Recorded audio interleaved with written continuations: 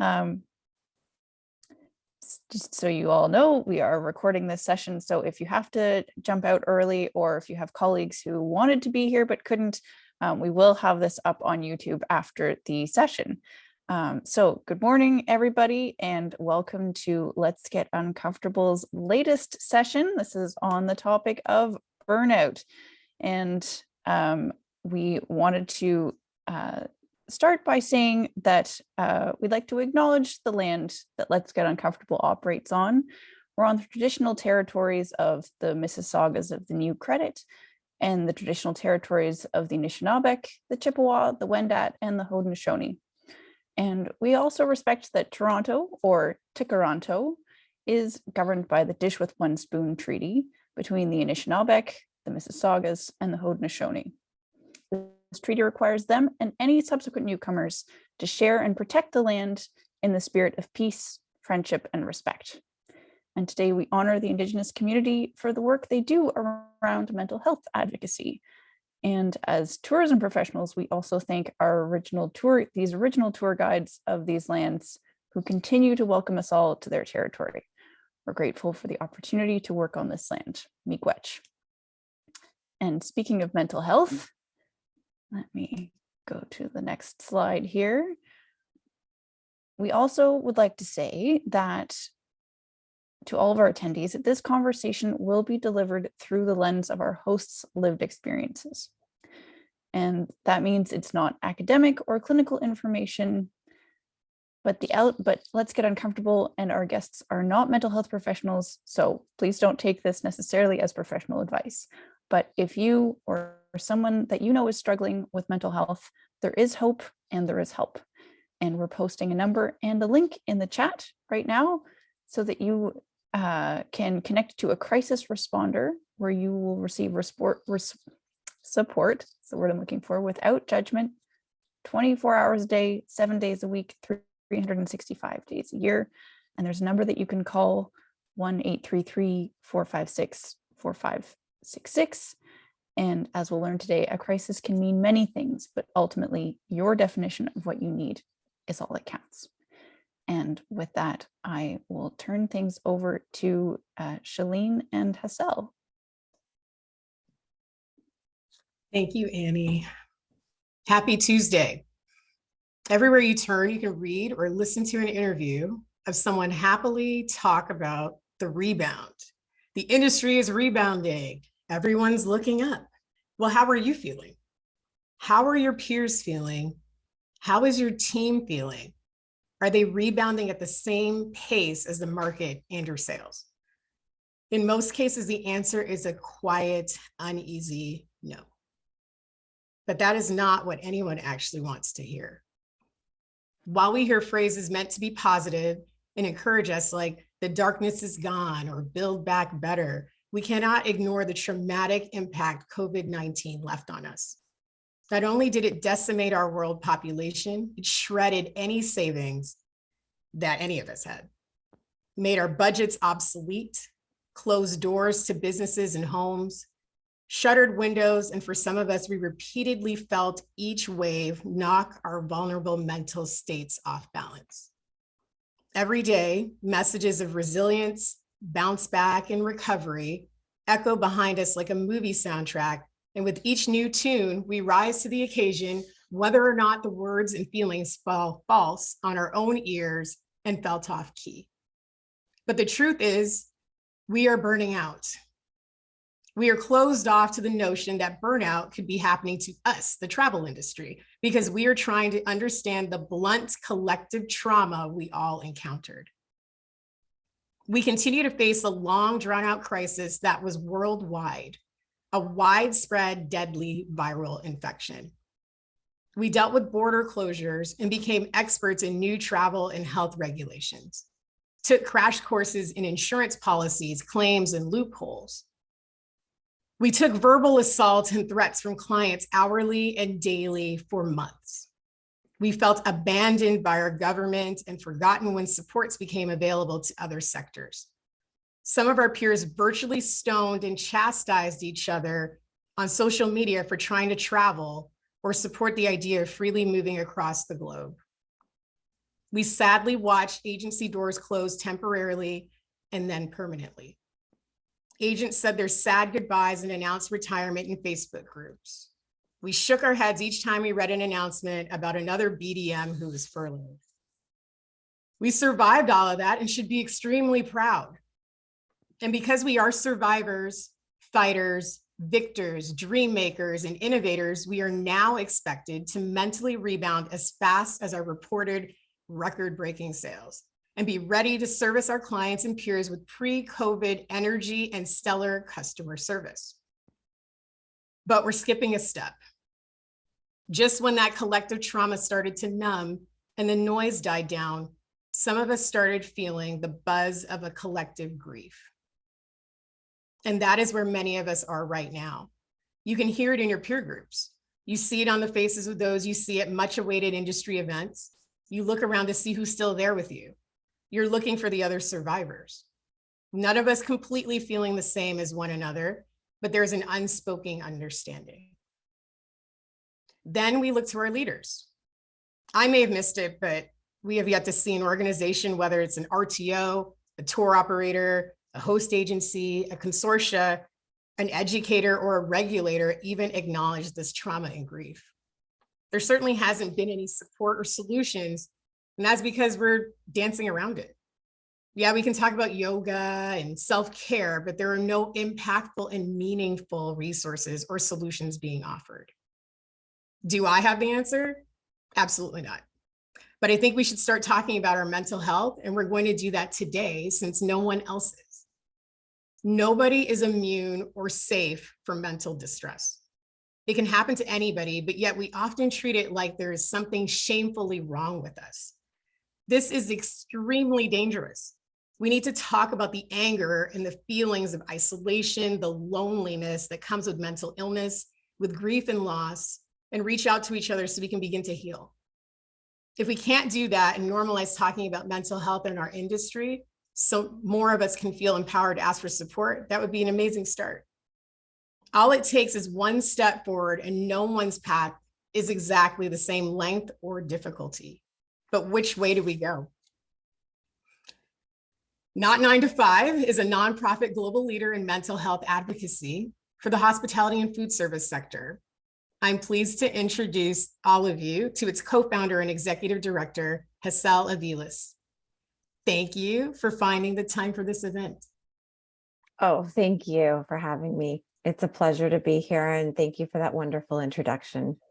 You're welcome. It was hard to write and hard to read, but here we are. So, Hassel, can you tell us your story? Absolutely. So, I mean, I really want to honor what you just said. It is hard to write and it is hard to say. It's hard to hear as well. But also, I'm so grateful to the validation, that I'm not the only one that feels all of those things. Mm-hmm. And I think there's nothing more healing than feeling like it's safe to openly, show up as your authentic self, that psychological safety. And I want to thank you for kind of helping to foster that here today, and normalizing these conversations. Your mental health is part of being human, mm-hmm. right? If you're human, you have mental health. It's just part of the overall aspect of your health. And part of my story is that it took me way too long to learn that. I spent most of my life absolutely internalizing my mental health and thinking there was so much wrong with me, just so much self-hate, so much repression and suppression. I grew up in restaurants, and suppression is normalized and encouraged. And, it's part of that brigade system mentality. And my story is that I have been experiencing mental illness, mental health challenges, whatever you want to call them. Depression, anxiety, and trauma are big casts in my story, big characters in my story. They come and go. And I really, really, really did not talk about any of this for decades. And then it got to a point where I really needed to. And I found that it was the only thing that was helping me, was being more honest with myself and with others around me. And Not 9 to 5 came from that. So it was really just a panel I was asked to speak on to talk about my mental health, journey. And that night, it was the night that we decided, okay, we need to keep doing something with this because the response was so profound. We had a room full of people who were just pouring their hearts out. Me too, me too. This is my story. And it was one of those evenings that literally changed my life, because after that, we started Not 9 to 5. And initially it started just as a really grassroots kind of campaign in Toronto, and now has grown into an incorporated nonprofit organization where we have global partnerships. And so I think, I like to say that Not 9 to 5 is like a love letter to my 20-year-old self. This work is what I needed at that age. My first experience with burnout was, in my 20s, and my first experience with a mental health crisis was also around that time. And I just didn't know what I know today, right? Like I'm so excited to share this information. I think education, mental health education, is one of the most important things that we can focus on, and one of the most important investments we can make for ourselves and our teams. So that's a bit of my story, and we'll get into more specifics around burnout in a minute. But the other thing I wanted to say about my story is that I also got really, really close to dangerous times in my life. And we're not going to focus too much today on suicide, but if anyone is experiencing any ideation or is triggered by that topic, that's totally natural. And there are links in the chat. And you're not alone. I think sometimes when you don't talk about things and you internalize them, it's actually just a natural reaction. That it ends up like a volcano, right? It can only contain so much before it blows over. Absolutely. So yeah, I just wanted to kind of normalize that as well as part of my story. Well, thank you for sharing that. I'm not going to go too in depth with mine either, but I look back and you say you wrote a letter to yourself in your 20s. I probably wrote one to myself in my 30s. It wasn't that long ago. Even though we were talking about mental health, it just, again, wasn't something I thought would happen to me in my everyday scenario. And that's the biggest misconception. The smallest or the most traumatic thing can set you off. And I think the other issue is that we don't consider a lot of things that happen to us trauma, right? We don't want to use that word and take it away from the things that we normalize it with. Like, we don't want to say that it was traumatic to be, I was kicked out of the United States. Like, my whole life was left there. To me, that was just something unfortunate that happened. I wouldn't have called that trauma. To me, trauma is, a bomb going off in a country overseas, or trauma is being diagnosed with cancer. So to me, I thought I was weakening the word by associating it to what was happening to myself. And it took a long time. And I think that was the hardest part, to accept that I too can use this word, and it provokes more of a message of how I'm feeling when you say it to the right people. Because let's be honest, I could tell somebody it was traumatic and they might just brush it off or say I'm being dramatic. And I think what we seem to forget is that we all live in different spaces. Yeah, we all live together. The network is small, but what triggers me may not trigger you. What I can get through, I may get through today and feel the resounding depth of it later. And I think that's the problem. Some people recognize there's something happening and they don't know what triggered it. It doesn't have to happen in the same day. Doesn't have to happen the same week. Like, there are people right now on this call or not on this call who are like, I don't have anything going on. I'm totally fine. Well, they might be, and maybe they are. I'm hoping there are people who are fine. But the understanding that at any point in time, it could just hit you should be something we are more accepting to hear. I think what I love about speaking to you, Hassel, is that I've realized some of the things I thought were probably depression were actually burnout. So today we wanted to focus on burnout. But what is the difference between burnout, depression, and exhaustion? And once you acknowledge where you are, what are the next steps? That's a great place to start. I love talking about these things because there's such a distinction. And thank you for putting that in the chat around, trauma, and Dr. Gabor Mate's work is a great place to explore and learn more about trauma. I've also heard the term trauma is just too much, too fast, too soon. And I don't have a credit for that quote, but I think it's a great, easy way to describe what you're talking about. Right. And so, okay, at the end, when we're sharing resources, we put together a Google Drive of many, many different resources, and you'll see there's an image that is in there distinguishing the differences between exhaustion and burnout. And I'll throw in depression as well. So let's start with burnout itself. So burnout originally in the 1970s, it became more of a, more spoken about term.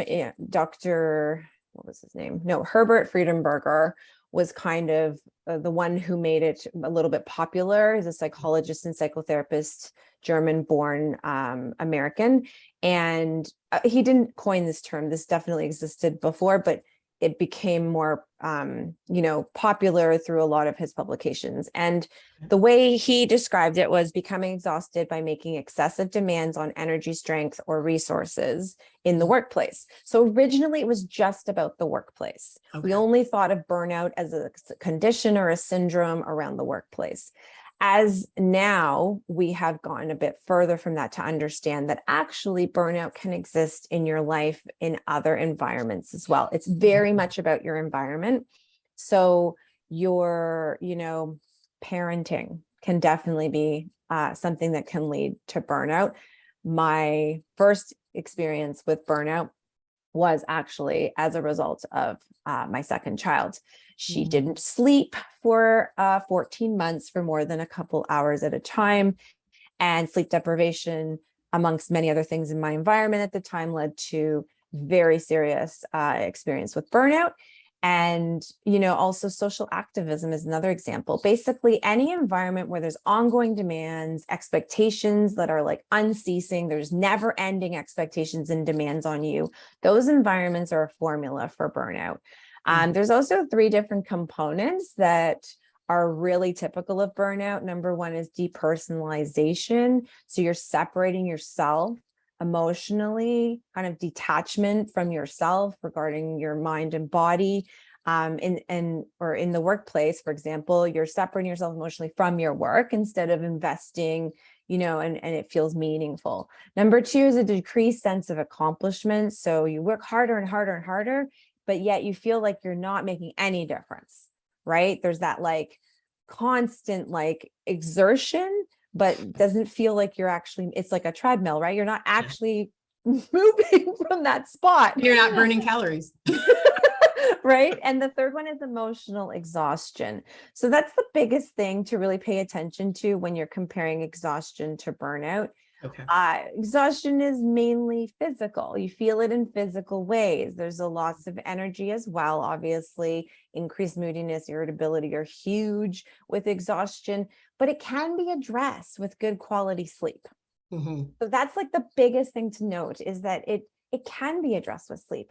You can't sleep your way out of burnout. You can't self-care your way out of burnout. And it's actually quite harmful to try to expect someone to, or to tell someone to, because burnout requires it impacts you impacts you mainly in emotional ways. So you have to address those unmet emotional needs. And as well, it's often associated also with a lack of support. Appreciation, guidance in a workplace could also include compensation. So inadequate compensation, right? You're working so hard, all these hours, all this expectations and are demanded of you, and yet you can barely live, right? You can barely, with all the stuff with us in the last few years, all these refunds probably really were everybody's tipping point. Exactly. And that financial stress can be a very real pressure that can leave you feeling like, that feeling that I was talking about earlier, also burnout often needs to be addressed with lifestyle changes. That's So the hardest part. that is really truly Mm. what no one wants to hear. Right. Truly the hardest part, but truly something that needs to be acknowledged.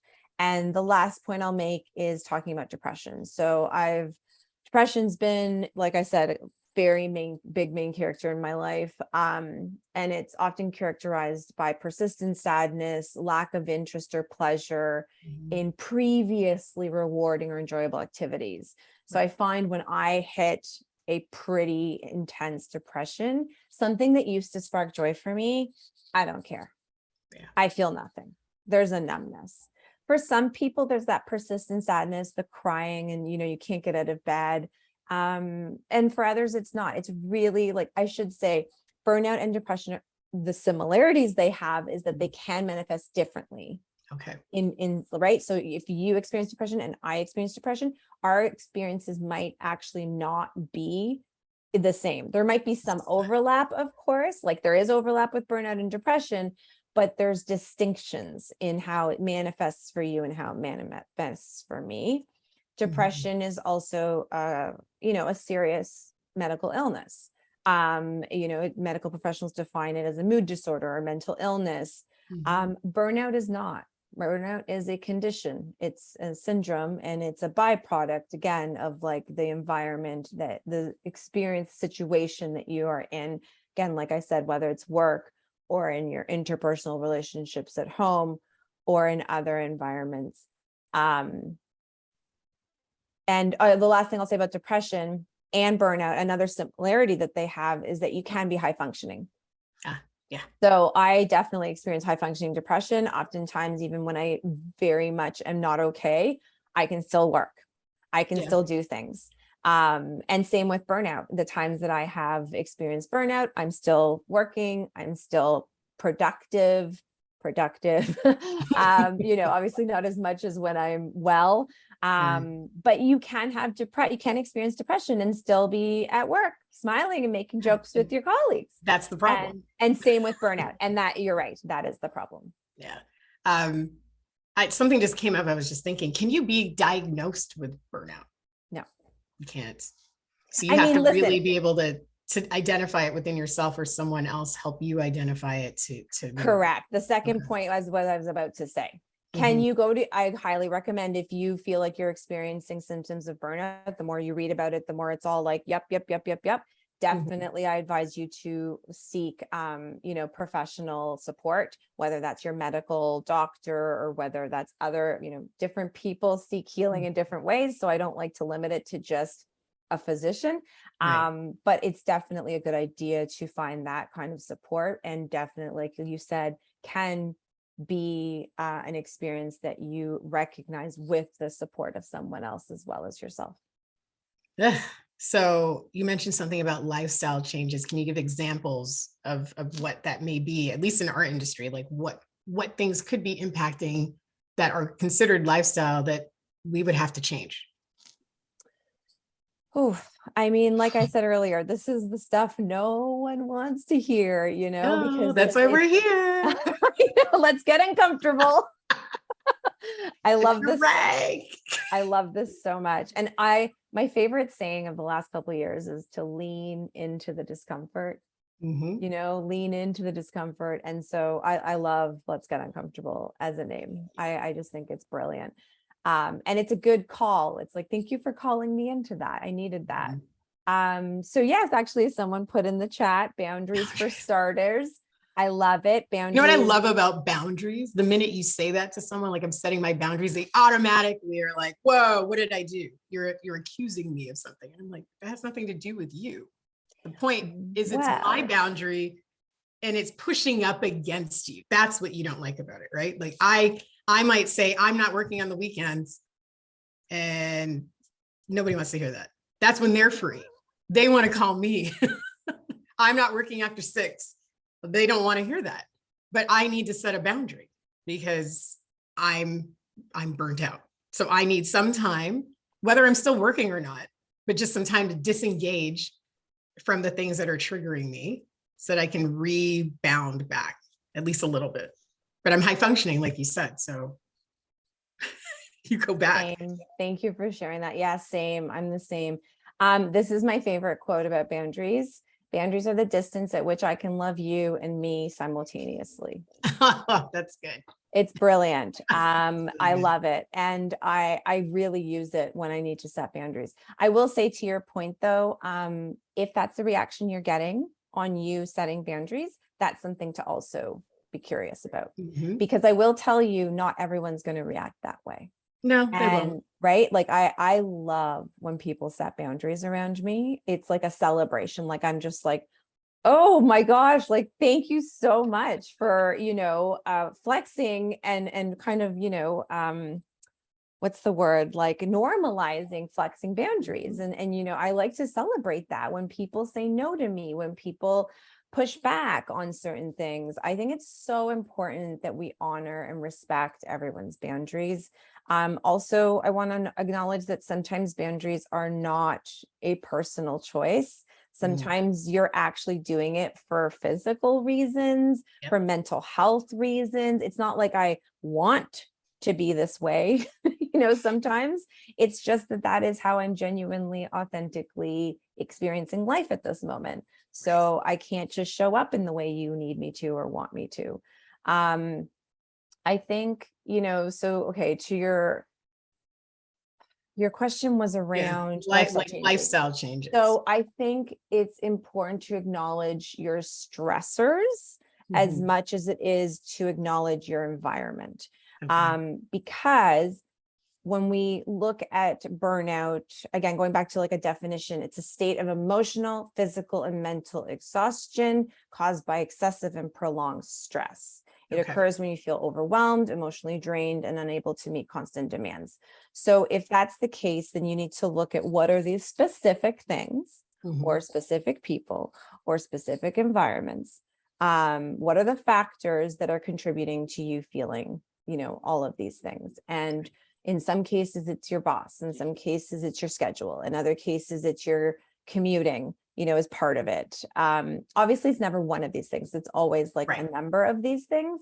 And in some cases, it's your relationships, that you have.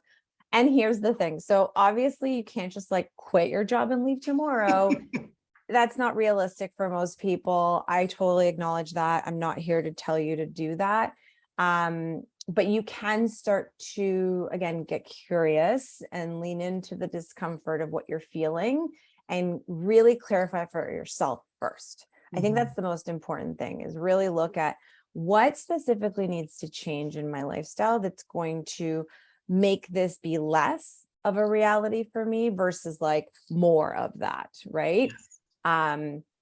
If it's part of parenting, like, again, I have 2 kids. I can't just get rid of my kids. And I'm not insinuating that. I'm not here to tell you that that's a response. But what I could do is limit maybe how much time away from them I'm giving myself, right? What I can do is look for help and see what else I can do for scheduling, or even like other things like pickups, drop-offs, like who else can do that kind of stuff for me? Like those are realistic changes you can make in the workplace. Schedule changes are a big one.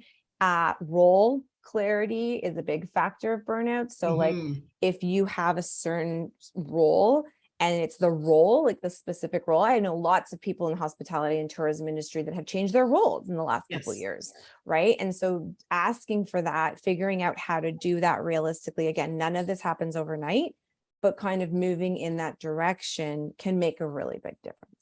And everything comes at a cost, right? Even though we're talking about, let's just jump to one because I have the same one.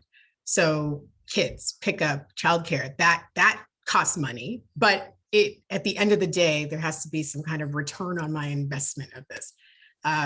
Changing your role may set you back in your career path, but at the end of the day, you have to decide whether the pain of the change is worth what will become the outcome. And that's, I think, the hardest part. It's making that jump or actual decision with action, which is hard to do when you're burnt out. It's now I have to do more work to get where I want to go.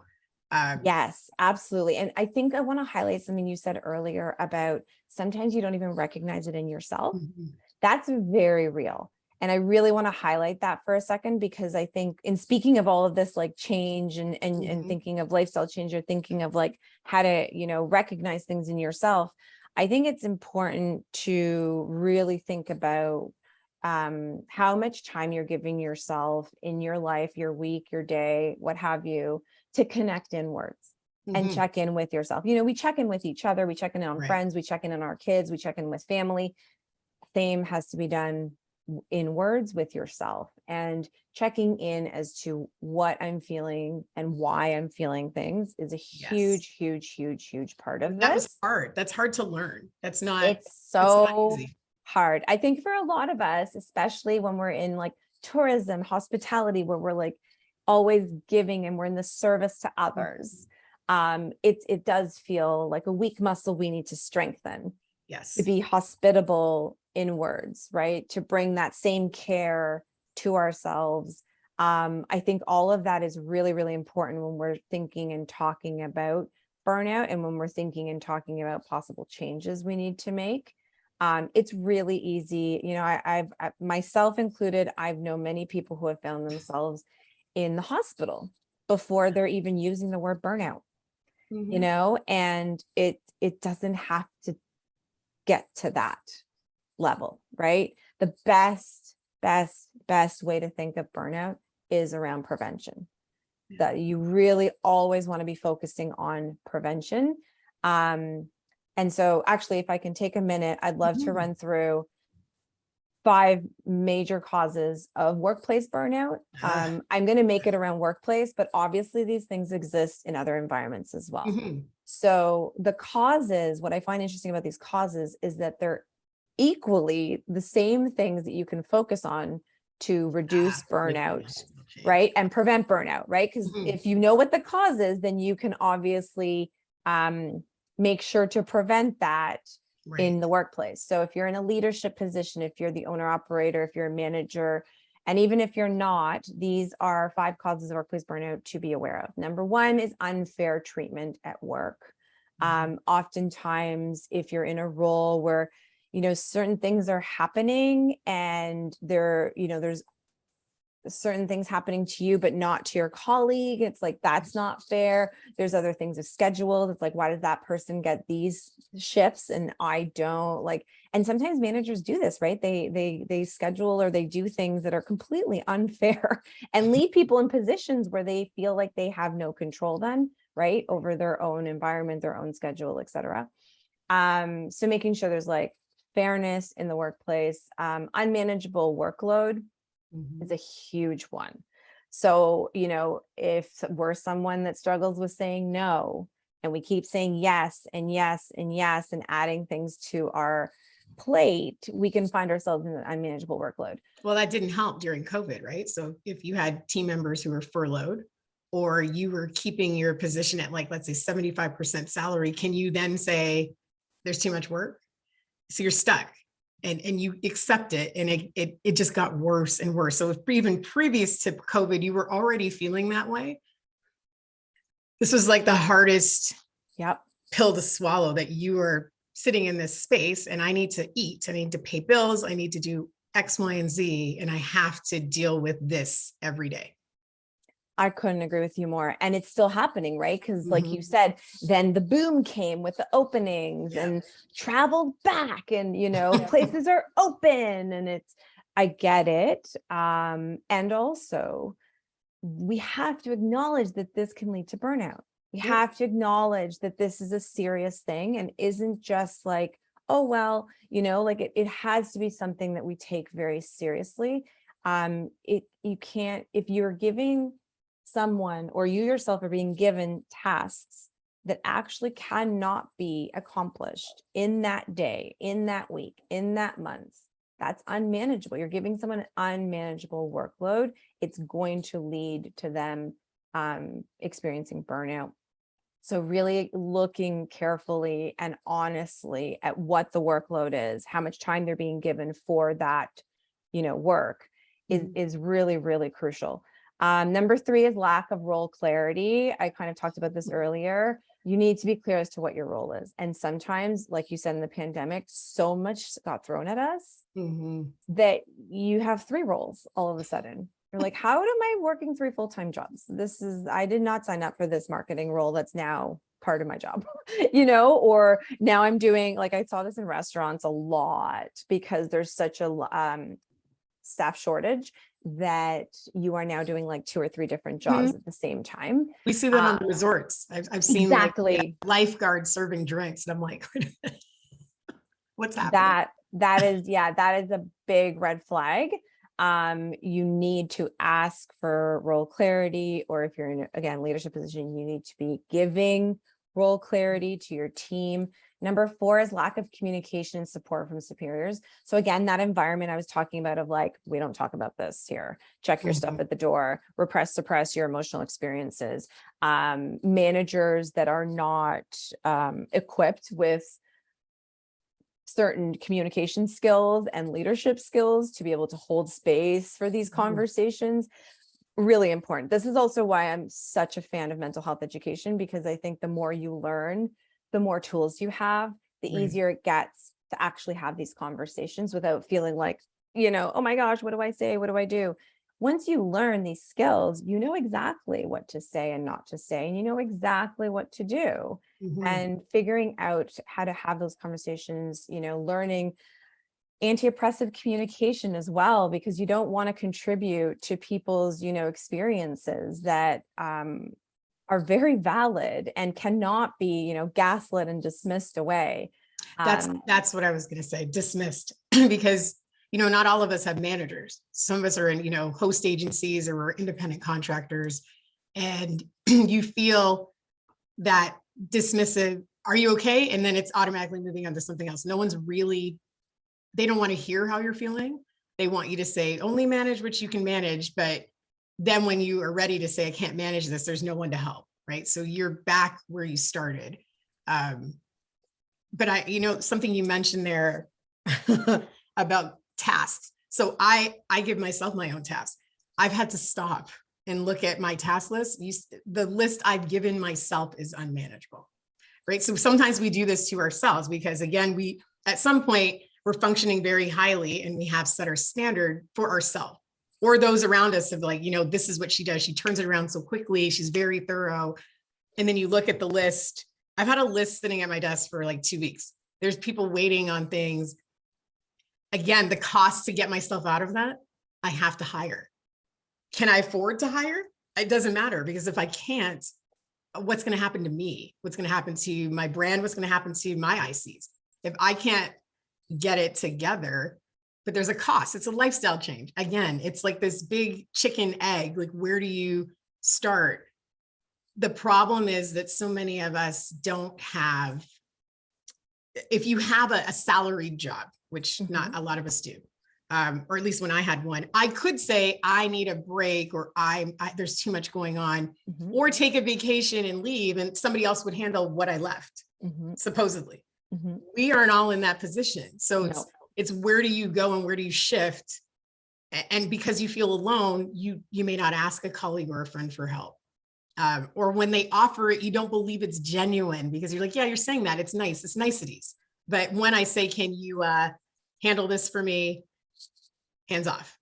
So it's like, where do you find the balance? Where do you find the holes? And how do you find the genuine support that you need so that you can get yourself out? Yeah, no, those are really valid points and great shared experience. I also myself don't have a boss. I work, I am the boss. So I totally feel the reality of what you're saying. Yeah. And I've had to learn how to talk differently, obviously, internally.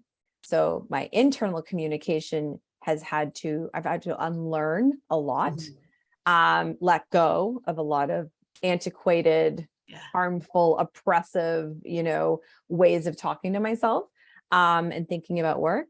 And also the other point I was going to make is to do the same with your clients, to do the same with whoever it is that you work in service to or for. So with our community, we've had to be very honest. With our clients, we've had to be very honest. I have a bounce back on my email that actually talks about resetting expectations of my response to you. Because I don't want you to think that I'm going to write you back immediately, because that's likely not going to happen. If it's urgent, like text me, then I know that that is like a 24-hour, 48-hour situation. But I've had to reset and manage other people's expectations. And I've also had to reset and manage my own expectations of myself, and be much more realistic with where we're at. I love the point that Laura made in the chat as well, that burnout happens when we consistently don't have the resources to address the demands being made on us. So to your point earlier about like, well, I don't have like someone else that's going to do this for me, right? I'm not a salaried employee. I can't just ask my colleague to take over when I need to leave. And then to your point about how if you do need to hire someone, then now you're like, that's resources you don't have. Right? Because how can you hire? I mean, then you're not making a profit for your own business. And it's like, what am I doing? So I think that's something to really look at and explore, because like we know, the work never ends, right? It's never not going to keep coming. It's always going to keep coming. And so it's really, really important to acknowledge that and to find, ways to figure this out. So the last thing I'll say is the fifth cause of workplace burnout was unreasonable time pressure. So again, that expectations that I was talking about with my email bounce back is like, it's, I'm trying to manage expectations around time, versus I think oftentimes we do, either for ourselves or for others, put unreasonable demands of our time, right? And whether that means how much you work, or how quickly you need something turned around, or you're expecting, to turn something around. Sometimes we really don't get that right, and sometimes we really set like, ridiculous expectations for, oh, I'm going to get that done in a week, when that actually might be a 3 to 4 week project. I do that every day. I'll get that quote back to you. Like, why did I just say that? It's like, you have to relearn. It's unlearning. It's unlearning all of this stuff. It's so important to acknowledge that. And I've actually had to learn how to go back to people and say, I know I told you I was going to get this done next week. Realistically, I'm so sorry. It's going to actually require 2 weeks. Sometimes you have to go back and just, again, those communication skills are so important. Yeah. Letting somebody know that there's a delay sooner than later is obviously good, but how we're all rock stars, right? We don't even want to assume, or not even assume, let anybody know there's a crack, like, oh, she can't get it done, and you feel like you might lose the client, you might lose the project, you might, but it's realistic. It's better than waiting till it's due and saying I don't have it. And I think we're in a world, or we should be in a world, where people appreciate the honesty of where you are. I went on vacation, like an actual one, last week, and I changed my out of office. I know I cried when I realized I hadn't done that in years. So I actually said, I'm actually on vacation. And it was funny how many people responded and literally wrote back to that, like, oh, have so much fun, enjoy your time. The people who wrote it were the ones I did not expect that from. The people who email me at all kinds of crazy times and think I'm up when I am, but they think I'm up and I'm going to answer, were responding to that, like, enjoy yourself. And I was like, wow. Now, okay, the cost of having a vacation was coming back to over 800 emails, right? So now I know, and I knew that was going to happen, but I just didn't realize how much it was going to be. So real. I have to find a way to manage that so that I don't tell myself next time I can't take a vacation. It's going to be a trial and error. Like, how much time can I take, or how much of it can I do X amount of times of the year? Maybe I have to take smaller ones, but I need to have the time for me and the time for my family, because this job, you're working all the time, just like any job in this industry. Some of us are around the clock. Even if you're not physically working, you're thinking about work.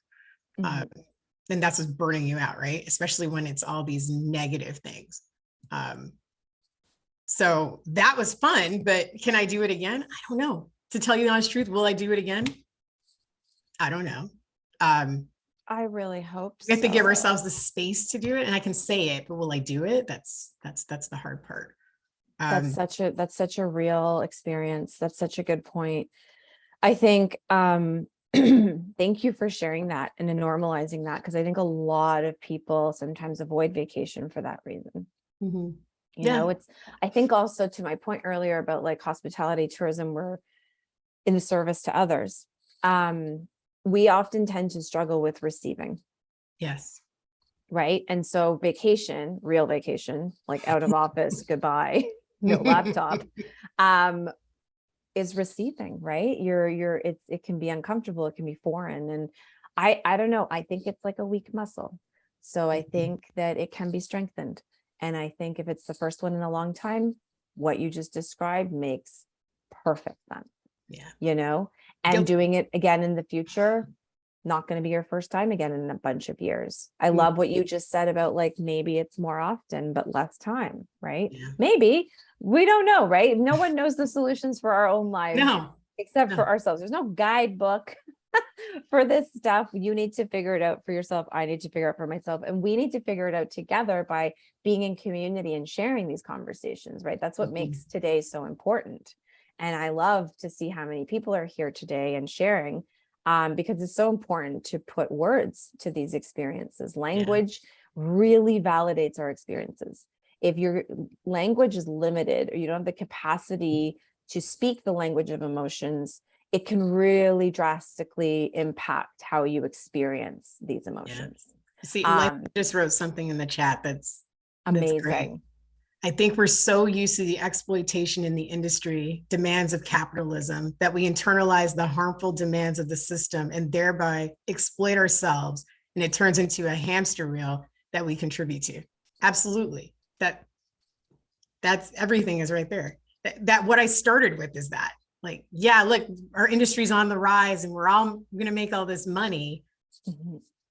Yeah, we all need money. We all lost the time, but where do you stop? Like, you keep going, and we know the leads are coming in. We know the restaurants are opening. We know the resorts are functioning, the hotels, the airlines, but we can't keep up. So like the hamster wheel is spinning, and at some point you fall. Like, what do you do? You just got to keep moving. But like in our industry, where we're full of like ICs, where do we go for like help? Because we have limited, if any, healthcare coverage to use, or flex accounts for that. Like, what does help really look like?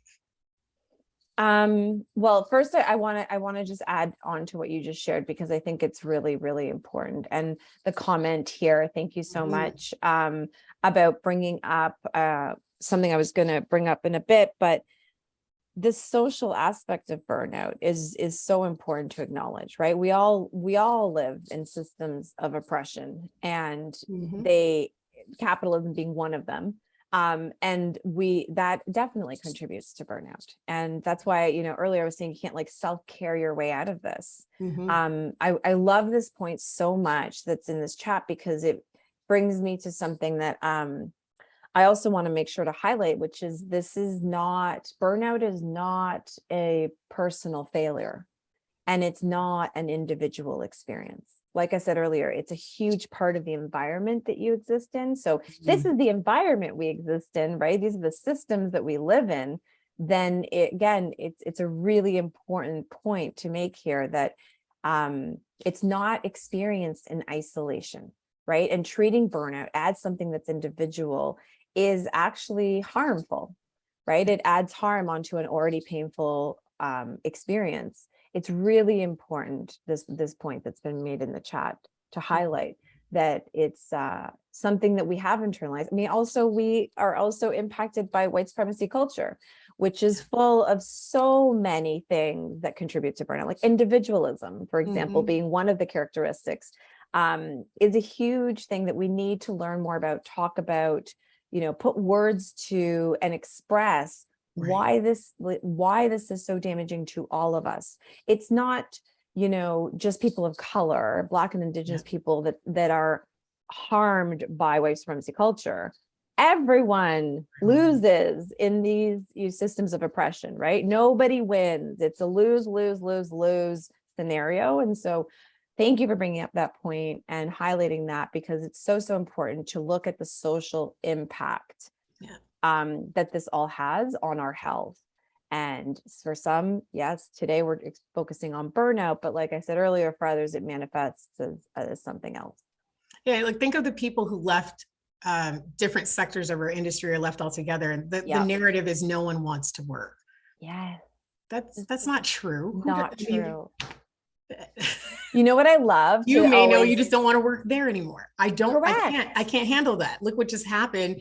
Again, we all have our own levels. I don't want to go back there right now. I can't do it. I need something more stable. I need something less stressful, or I just don't want to deal with that much change.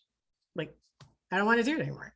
I hate watching that on the news, watching the restaurant industry. We say it in this sector as well. Like, oh, there's not enough people at the call center. No one wants to work. Like, they constantly say that. That's not the truth.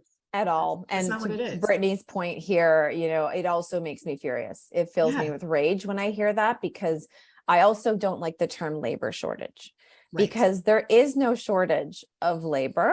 No, people don't want to pay for the labor and the work. That's right. It's a shortage of work environments that don't provide physical and psychological safety and provide inadequate compensation, support, resources, and education and training.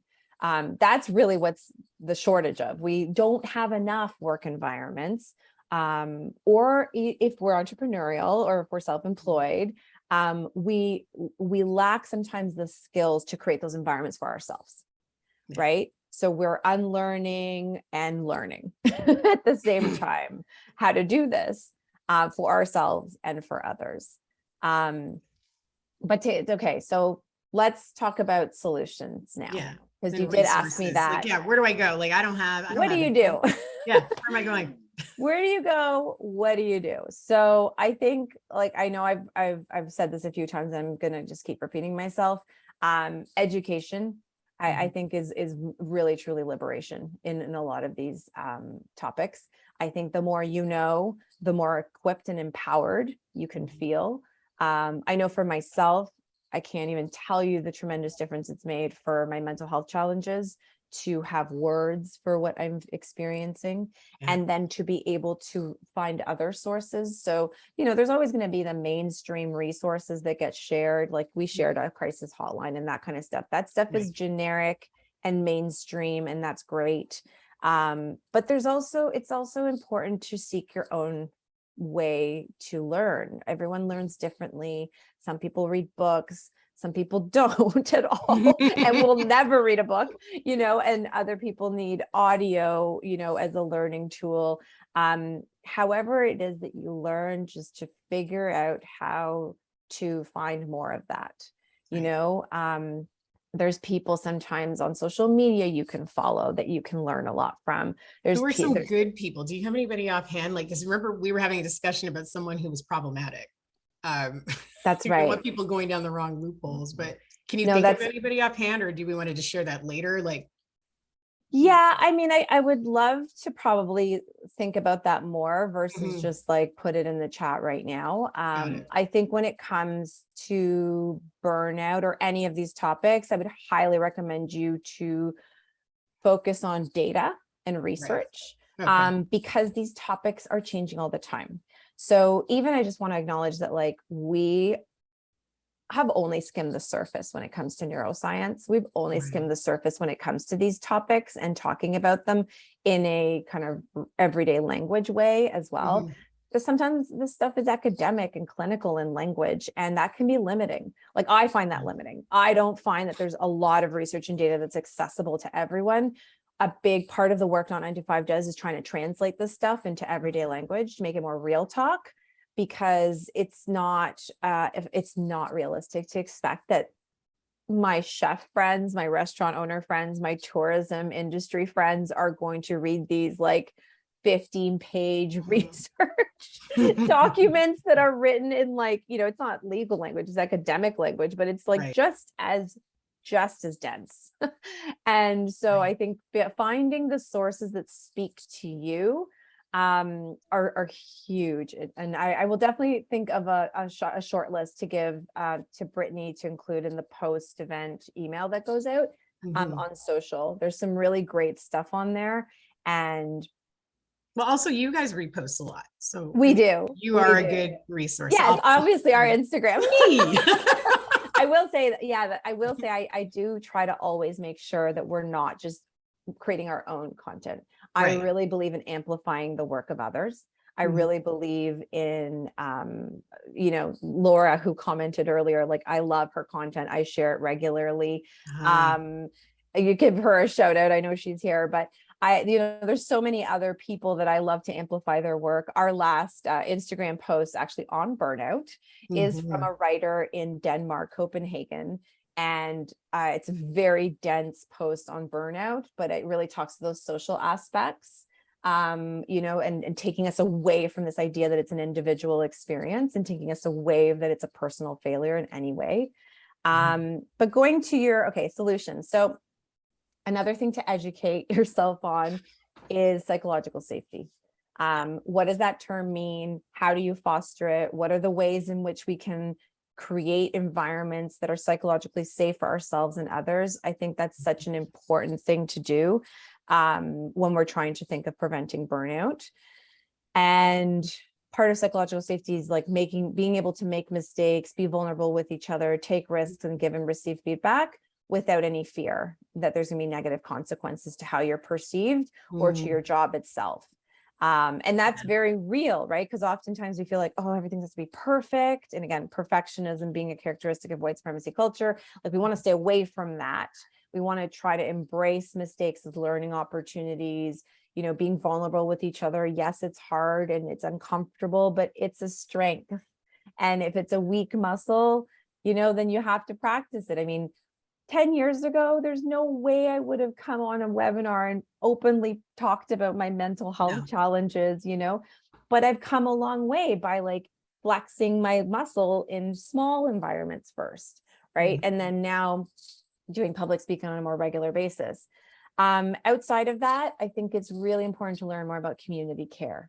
So if you're experiencing burnout, if you don't know what community care is, like highly recommend to look into that term and think of your, support system and what does that look like? How are you contributing to your community and what are you requiring from your community? We need care, we need connection. It's part of being human. We're wired for connection, whether we like it or not. And that includes if you're an introvert, that includes if you're someone who says things like, I hate people,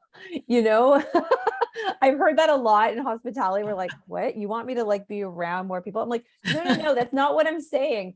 I need to find the people that care about you, that, prioritize your well-being as much as their own and as much as you do, So finding those environments, and ideally your workplace does as well. And if it doesn't, then trying to either see what can be done about that or, explore, get curious about whether that's the right environment for you, because being around people that care as much about your well-being as you do is a crucial part of preventing burnout and is a crucial part of also healing from burnout. So you need to be able to advocate for yourself, to openly ask for what you need. And I know that's really uncomfortable and hard. Again, being people that are in service to others, another weak muscle. Seeking and accepting help is something that we have to learn how to do. But let's flip it as well. Some people who are in leadership roles have to actually open their doors and let people know they're accepting of hearing that. Right? Yes. We can advocate for ourselves all day, but if you feel like there's a wall or you'll be dismissed, it has to change on both sides or all directions. We have to have people who understand that they may be in a more privileged space and open up the floodgates for other people and not expect that everybody's going to be coming with BS, right? I'm going to say everybody's probably legit when they get to this point and they want to express it. They're not going to just say it just to say it and get some time off, or, shorten their hours or switch a shift. It's legitimately that you're at your wit's end. And we know that because of what you just said. It's a muscle you haven't exercised. So we have to really get to a space where, like, I have to look at myself now, because now I'm an agency owner. I have to remember not only to check in with me on myself, but check in with everybody else and make sure that everyone is okay. And not for the bottom line, just for the sake that we are together, even if it's virtually, all the time. And that just affects the team, right? We should be, as a leader, you should care about the welfare of your team. Now, that doesn't mean that you have to like everybody on the team, just the welfare of the team. Like, That's one right. domino down knocks everybody off. That's right. And that's why I started with psychological safety, right? Because I think that is like the foundation. That is the foundation in which you build upon. Is my workplace safe? Exactly. And is it safe to address all of your needs? Yes. Your physical needs, your emotional needs, right? Your financial needs, obviously. Like, there's some workplaces you hear wage theft, like that's not meeting your financial need. If there's wage theft happening in the workplace. So to that point, I also want to give an example. I thought of this the other day. I was listening to the Nagoski Sisters. They wrote a book called Burnout. I highly recommend it. It's on my list that will be shared of resources for further reading if you want to learn more. So the Nagoski Sisters were talking about human needs, and we're mammals and we all have these human needs. And it got me thinking, that's such a good point, in that your workplace needs to address your needs as a human, and so we normalize things like, and this is going to sound silly, but like, we've normalized things like, well, I have a physical need, so sometimes use a washroom. So of course my employer offers those facilities. That's just like a basic thing that we don't even discuss. It's obvious. Obviously that's going to be there. And obviously that's a need we all have. And obviously there's an ability to hold space for that need. Why can't we do the same with our emotional needs, right? Like, it's no different. We're emotional beings. One of my favorite quotes by Brene Brown, Dr. Brene Brown, is around how we are emotional beings who sometimes think. We are not thinking beings who sometimes feel, right? It's the reverse. And so we need to be able to address our emotional needs just as much, equal in value to addressing physical needs in the workplace. You said it. We've been taught to believe that that's selfish. You just feel like you asking for what you need, even in a relationship, is somewhat selfish, and it's not. It should be. Should use our words. We tell our kids all the time to use their words. Exactly. And then we don't use our words. Exactly. And so if we're noticing these things, we need to, again, start practicing. Weak muscle, right? You need to strengthen. This last point here in the chat, I love when my boss starts a one-on-one meeting with "How are you doing?" and follows that up with "How do you feel the team is doing?" Obsessed with that, because something else I always say is, when addressing all of these topics of burnout or workplace mental health, what have you, is to center the voices of those most affected. Right. That needs to be the focus. When you're making a business decision for the workplace, you need to be centering their needs. You need to be centering their voices. And as a leader, there's a book called Leaders Eat Last by Simon Sinek. And regardless of whether you read that book or not, just the title alone says it all. If you're in a leadership position, you need to center your team's voices, and you need to focus on their needs first. And then as a leader, of course, you address your own. But that I find that doesn't happen a lot, especially in these last years when, you acknowledged earlier, there's a global trauma and we're all still recovering and healing from it. So again, this isn't to judge or shame anyone. This isn't to make you feel bad. This is more just to acknowledge that, like, yeah, it's real. If it's happening to you, same over here. And here are things that you can do to address it.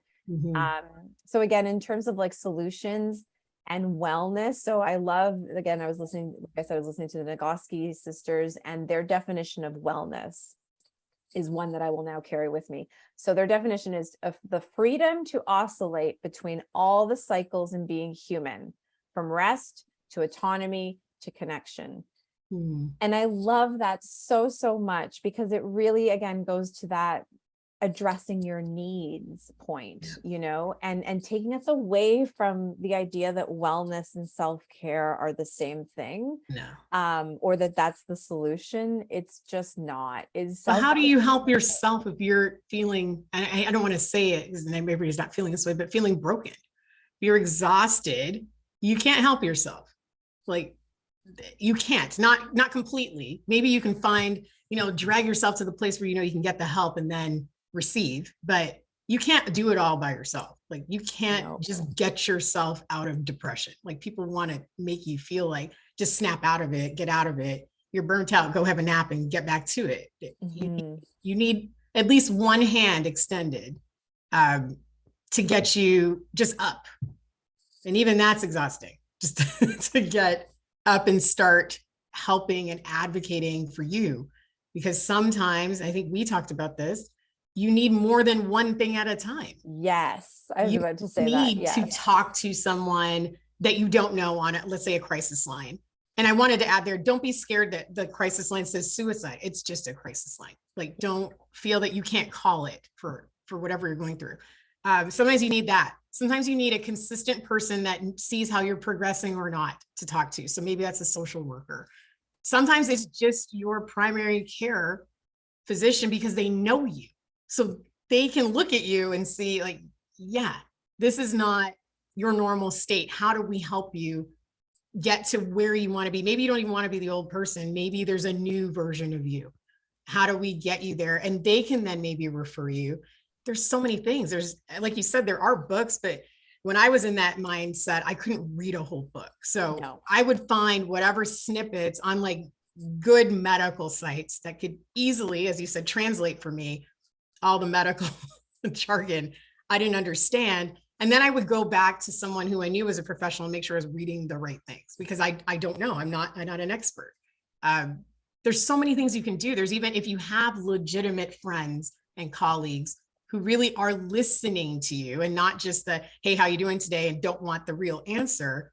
Those people know you as well and can help you identify maybe a shift in your attitude or changes in your mindset or your activity, and help you identify. My therapist, when I went to her and said, I have 1,000 invoices and I'm never going to get it done, it'll never happen, I'll never catch up, is like, why don't you just do 10 a day? And I'm like, 10 a day is not going to get anything done. Well, she's like, that's 10 more than you've done. Small bits. But it took her saying that to me, even though it's common sense, for me to really realize that I could slowly move forward instead of staying stuck and making, 100 more add on to my list every day. It takes opening up.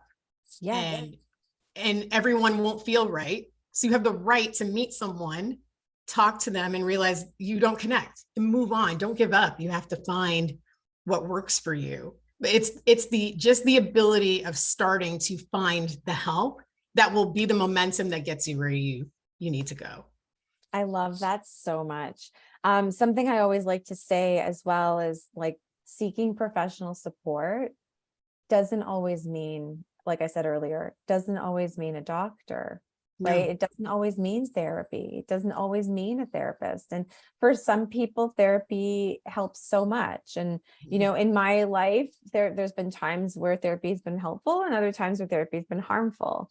So it really depends on finding the type of therapy, the specific therapist, as well. Beyond that, there's so many other things that can, like you're saying, like, I love the point you just made around, finding support and help can start with just putting words to your experience. What I was saying earlier about, like, learning how to seek and accept help is so, so important.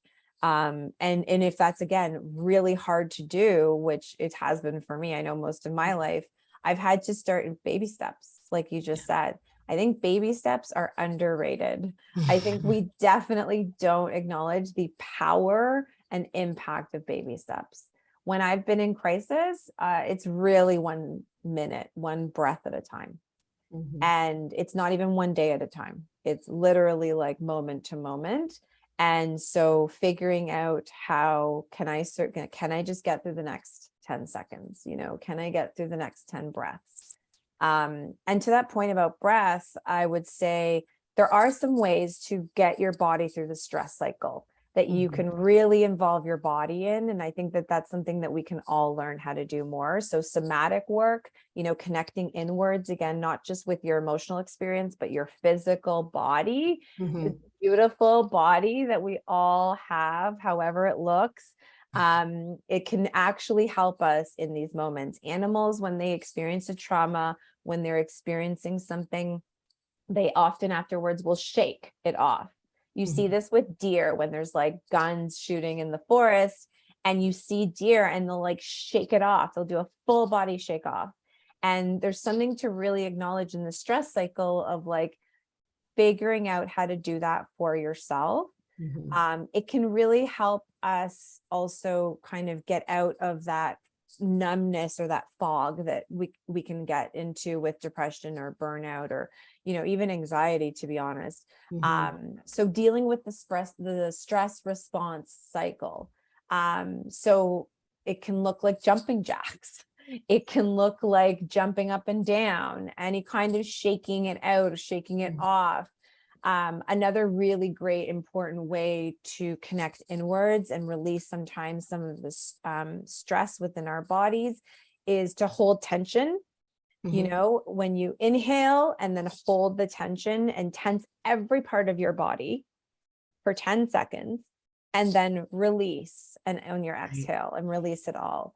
If you do that 10 times, what that does is it sends the message into your body that you are now in a like rest and digest state, that you are no longer in a dangerous situation. Because when you're in prolonged stress, chronic stress, if you're in restaurants and you have high service, if you're in a resort and it's just like full blown nonstop, go, go, go, go, go, any kind of job where you're like in that kind of chronic stress, your body's acknowledging that you're in that. And so you're getting all of that go, go, go, adrenaline, cortisol, all those things happening in your body. And so you need to equally send that back as, okay, we are no longer in that now, right?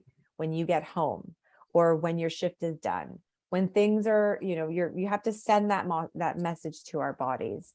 And as we do these things, as we learn how to do these things, the somatic work, breath work, stress, tension, release, all these kinds of little exercises that we can do, or co-regulation is another one. Sometimes some of us need to co-regulate with someone else. It's really hard for us to regulate on our own. And so people do this with pets, for example, or I do this by snuggling with my kids. Or sometimes I just, I'll tell my friends I really need a hug for like, 20 seconds or more. And it can really start to co-regulate your body.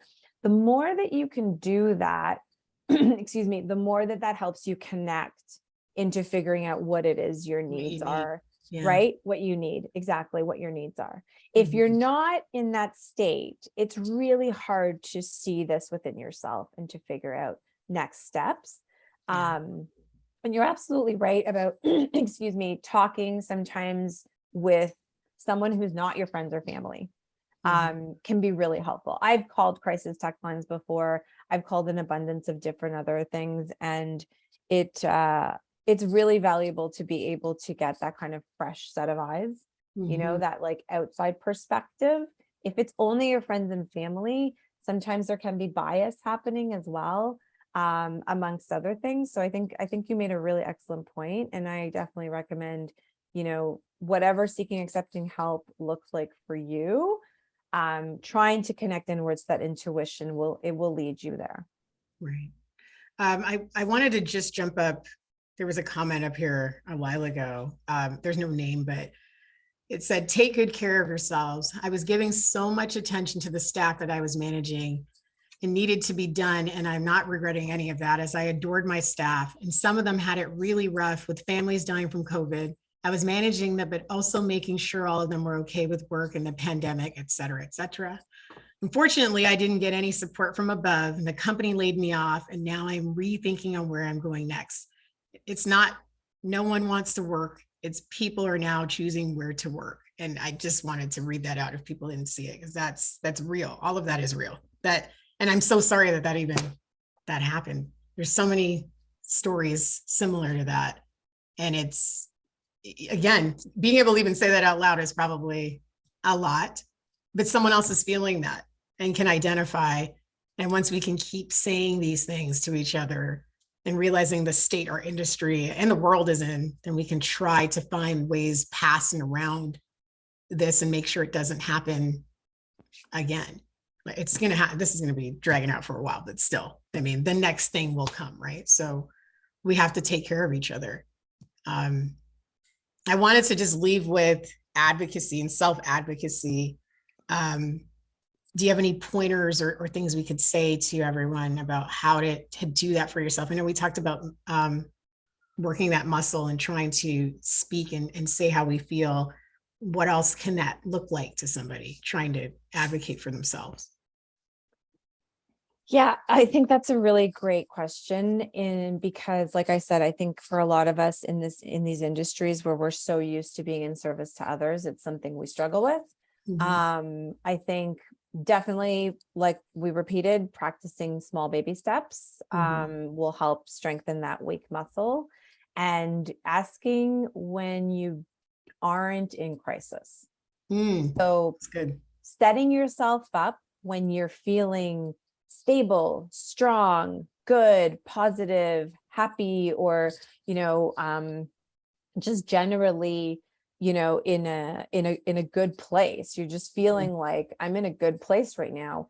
That's the best time to start thinking about building some sort of plan for yourself for in case you get to that stage. Because like you said earlier, or you said just now,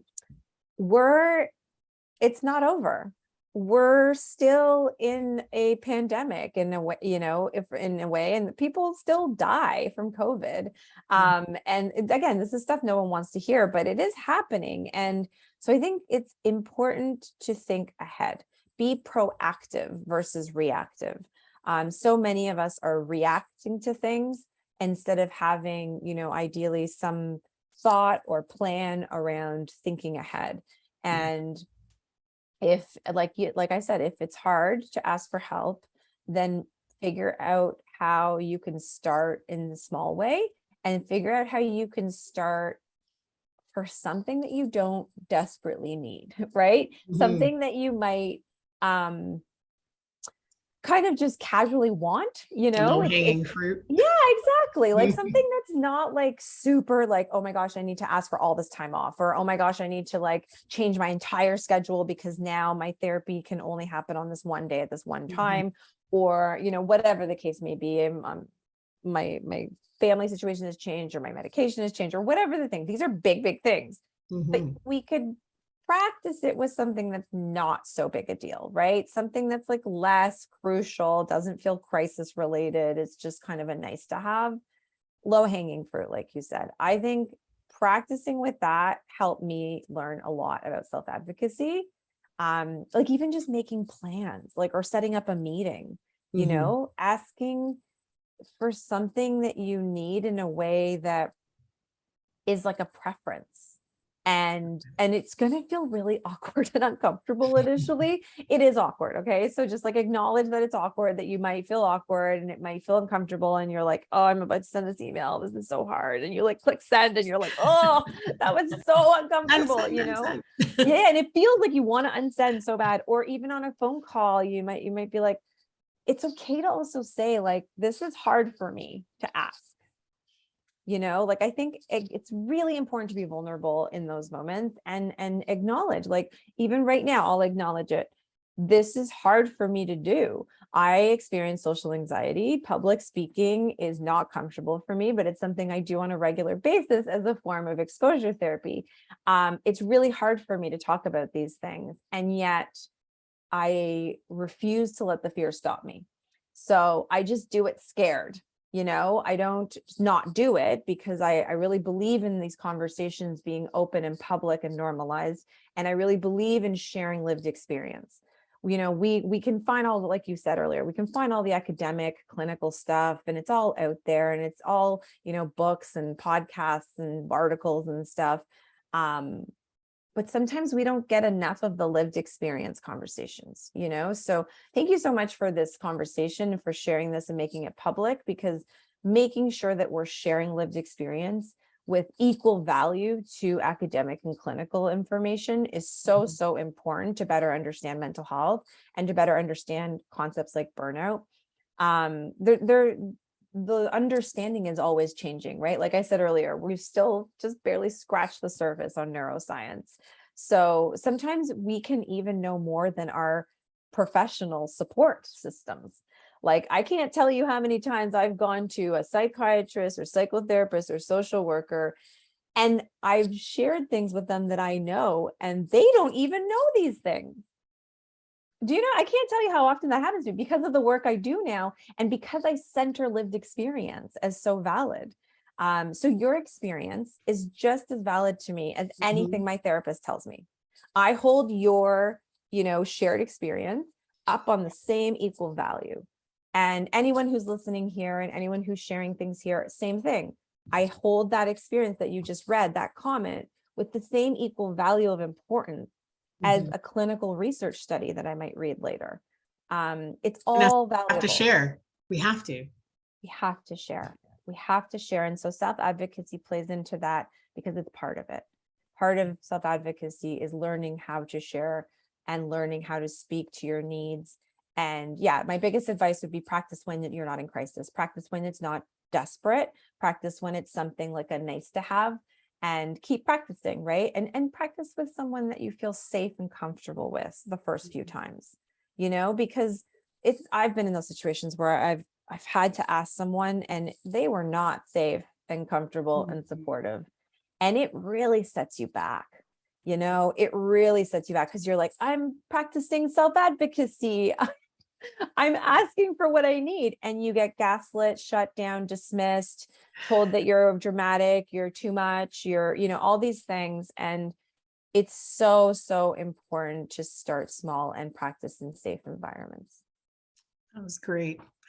Thank you. Thank you so much for doing this. I think it was important that we put it out there and we have the conversation, and that it wasn't, again, just me going blah, blah, blah, because I like your blah, blah, blah. I needed co-signing on my blah, blah, blah. So thank you. You legitimized all of it. Absolutely. I think it's so important to validate each other's experiences, right? Thank you. So everybody, again, the company is 9 to 5. And what is your Instagram handle? At not 9 to 5 _. Got it. And then following them has been amazing. Just in even the last few weeks, I've seen so many really great resources. Annie, are there any questions in the chat? Or Brittany? No, but if anybody has a last minute question, we can sneak that in. Something I did want to share before we all go is our next event. So if you are available on Thursday, November 10th, same time, 10 a.m. Eastern, we've got a wonderful lineup, including Shalene once again, but this time she will be able to lean back and join as a speaker rather than moderator, or maybe lean in this case. So please set your calendars for that. That will be included in the post-event follow-up, along with some main points and any of the resources that were mentioned in this event, and along with a recording for those who didn't get a chance to watch the whole thing. So thank you all so much for coming. Thanks, Annie. Tickets are in the chat. You can start signing up right now. Yay. Everyone, thank you. I hope this wasn't, well, it may have been triggering for some people, but it also may have been affirming for a few. And if you know anyone who wasn't here that you may think needed to hear some of this, feel free to share the recording once we send it out. But again, thank you for taking the time today. This is something that's really near and dear to my heart. And I hope that if you feel there's no one to reach out to just to bounce maybe a thought or idea, LGU is here for that. I'm here for that. I'm open. So have a great rest of your week. Enjoy the weekend, and we will see you after Halloween on November 10th. Thank you. That's wonderful. I think as well, if you're looking for any resources that are not on our website or that we haven't shared today, something specific, something different, please reach out to Not 9 to 5, either through Instagram or our website, because sometimes, we can't cover all the resources in these kinds of events. And sometimes there's something specific to you, and we help people find, we like to connect people to the help they need and find resources for them if they can't find them themselves. That's amazing. Thank you. Thank you, Hassel. Thank you so much. This is so wonderful. And yeah, I can definitely stay for a few minutes if anybody does have any extra questions, or we can just call it, whatever you prefer. Let's see what the chat's doing. I think everybody's probably ready to run. I know it's so hard to take time out of the day, right? It is. Sometimes for these events, I do it too. I'll be like watching, but then I can't stay for the whole time or whatever. Yeah.